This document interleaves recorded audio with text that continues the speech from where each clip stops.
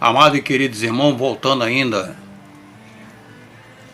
na tarde deste dia, por volta das 18 horas e 45 minutos do dia 8 de abril de 2020, dando continuidade ao ensinamento da palavra do Senhor, onde eu me intitulo no livro de Lucas, capítulo 1, verso 27, aonde nós vamos falar sobre o ministério das mulheres.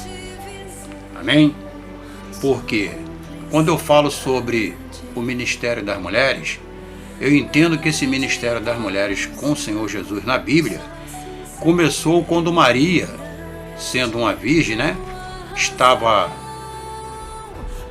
avisada pelo anjo, foi preparada pelo anjo para despojar quem? O nosso amado e querido Jesus Cristo. Então, se ela foi preparada no Espírito como mulher virgem para receber a vinda do nosso Mestre, quando ela concebeu o nosso divino amado Jesus, tudo indica que por ela ter sido literalmente denominada a mãe de Jesus, eu digo e entendo no meu estudo teológico que ali começou o ministério das mulheres. Porque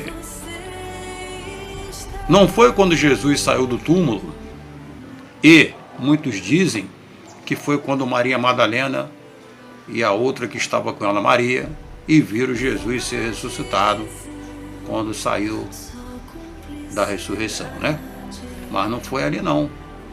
O ministério das mulheres, no entendimento bíblico, para mim, começou aí em Lucas, capítulo 1, verso 27. Quando o anjo veio e avisou a Maria, a virgem, que ela teria que estar preparada para receber a vinda do Senhor. Aí sim começou o ministério das mulheres. Amém? Então vamos lá. Uma virgem desposada, segundo a lei judaica, o período de noivado era um compromisso tão sério quanto o próprio casamento.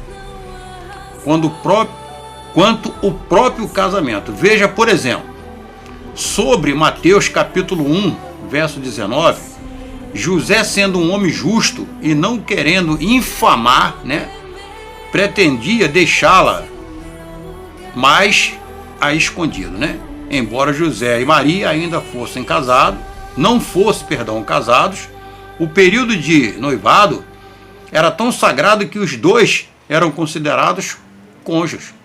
Por quê? Porque era uma lei muito severa, uma lei muito séria na época do Antigo Testamento, na época deles, e um noivado era como se fosse um parâmetro de um casamento, desde o momento que a união que andasse entre ambos fosse uma união sincera, não houvesse o contato corporal conjugal, mas sim o acompanhamento do tempo. Só que esse tempo de José e Maria, no meu entendimento bíblico, eles já estavam vencidos. O tempo já estava sendo passado demais. E eles já deviam ter se casado muito antes. Mas se uma situação em nossas vidas, em nossas caminhadas, ela retarda ou demora, é porque existe um projeto, existe um propósito de Deus na tua vida, na minha, como existiu na vida de Maria e de José. Só que uma foi favorecida e o outro não entendia, não esperava pelos acontecimentos e se fazia o próprio julgamento mental, mas ele não comentava com a sociedade, aonde muitas das vezes houve o preparo espiritual para que ele não saísse falando pelo mundo afora que a mulher ou traiu, estava grávida, a barriga crescendo, sem ele ter cometido um ato carnal com ela. Entendeu? Então vai prestando atenção ao porquê o sofrimento de José e porquê Maria foi abençoada nesse ato de conceber o nosso amado Jesus. Então diz assim, se vocês prestarem atenção, vocês vão lá em Gênesis capítulo 29 e 21, que vai dizer assim, o prazo para eles se casarem já estavam vencidos, mas para Deus não. Amém? Por quê? Porque Deus tinha um grande projeto na vida de Maria, como também tem na sua, tem na minha. Amém, irmão? E assim nós temos que estar ligados nas coisas do Senhor. Entendendo? E para a maioria, como se dizem hoje, né? Como também para Maria seria um grande privilégio. E para você também, meu irmão, minha irmã, será um grande privilégio quando Deus tem um projeto na minha vida, ou um projeto na tua, ou um projeto nas nossas vidas. Quando se colocamos na presença de Deus e nós buscarmos o entendimento que Ele tem um projeto nas nossas vidas, nós temos que receber esse projeto com maior alegria, com maior carinho, mesmo que seja por circunstâncias, cercada de dúvidas, como houve com José e Maria, por parte de José. Mas, conforme ela foi avisada pelo anjo o qual seria aquele projeto, José mais tarde também foi avisado, para que não saísse falando rua fora, naquela época, o que tinha acontecido com a sua futura esposa, né? Por isso que a palavra do Senhor continua falando aqui, ó. Se é um privilégio para ti, para mim ou para nós, qual é a dúvida que nós temos se Deus está no controle desse projeto? Presta atenção.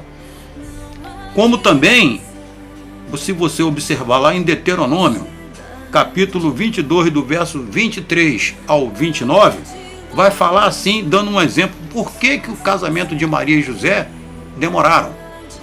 O noivado é considerado um compromisso, lá em Deuteronômio, o noivado é considerado um compromisso tão definitivo quanto o casamento.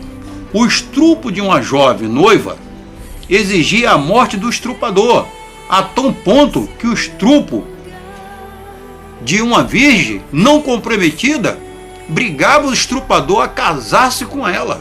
Era a lei que exigia que fosse esse fato acontecido. Era cobrado. O cara não fazia hoje o que fazem aí com as filhas de qualquer um. Até dentro da igreja está acontecendo isso. Faz-se filho, mulher se entrega pro varão, varão vai, faz-se coisas erradas com a varoa, não se casa e muitas das vezes até larga a varoa abandona e envergonha a família e tudo fica destruído, irmão. Então, naquela época, se você observar a lei de Deus, daquela época ela não é diferente da de hoje, permanece a mesma. Só que houve um comportamento mudando do ser humano de entender que ele tem que fazer o que ele quer e achar o que ele tem que fazer. Mas a lei de Deus não mudou, não. Ela continua ainda séria e preservada para aquele que entende os conhecimentos da sua palavra, de instituir uma família com amor, com carinho, com estabilidade e segurança nos projetos de quem? De Deus. Então vai prestando atenção. Então, o estrupador a casar-se com ela. Então, consequentemente, o único recurso de José parecia ser o quê?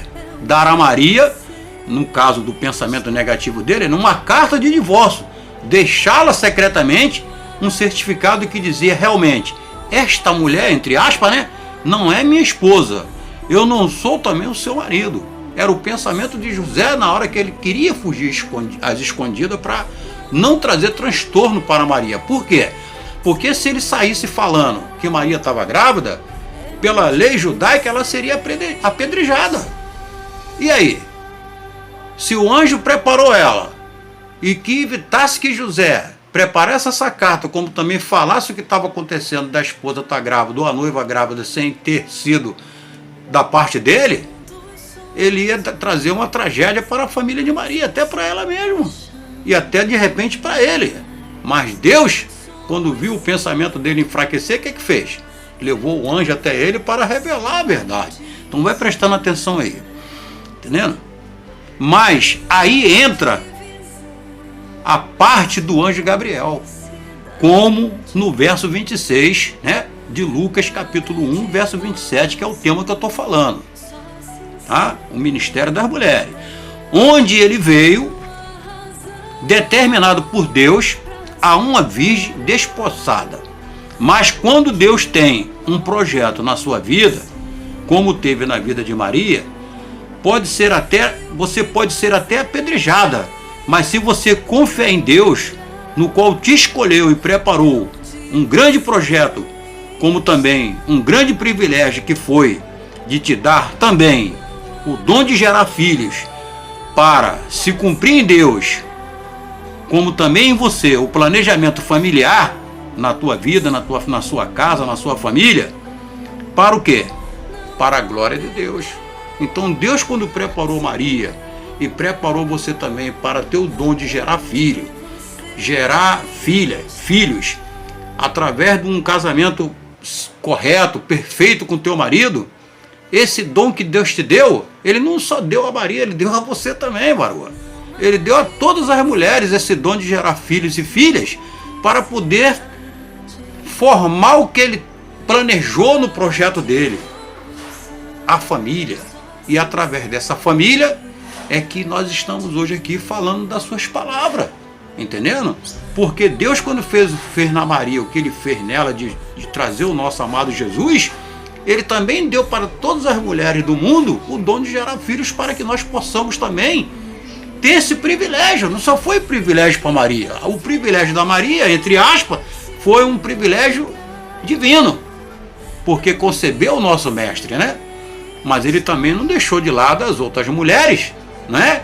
Que não deixasse também de ter o dom de gerar filhos para formar uma família através dos seus maridos, né? E o plano do Senhor se concretizar naquilo que Ele começou lá em Maria. Amém, irmão? Então nós temos que estar conectados na palavra do Senhor e entender que em Lucas capítulo 1, verso 27, foi onde se começou o ministério das mulheres com Jesus nas nossas vidas, na vida cristã. Amém? Então fica essa palavra aí de conforto, essa palavra de ensinamento para muitos que ainda não tinham esse entendimento. Guarde no seu coração. E as varoas, sinta o privilégio de Deus na vida de vocês, porque se hoje nós temos nossos filhos, temos que agradecer a vocês, né? Que recebeu esse privilégio, esse dom de Deus, para nos dar alegria e formar uma família maravilhosa, e agradecer ao Senhor por tudo isso nas nossas vidas. Amém? Que Deus abençoe a todos. Muito obrigado pela atenção e que a paz do Senhor esteja sempre convosco, em nome de Jesus de Nazaré. Amém? Muito obrigado, e fica esse alerta aí de ensinamento para o povo de Deus. A paz.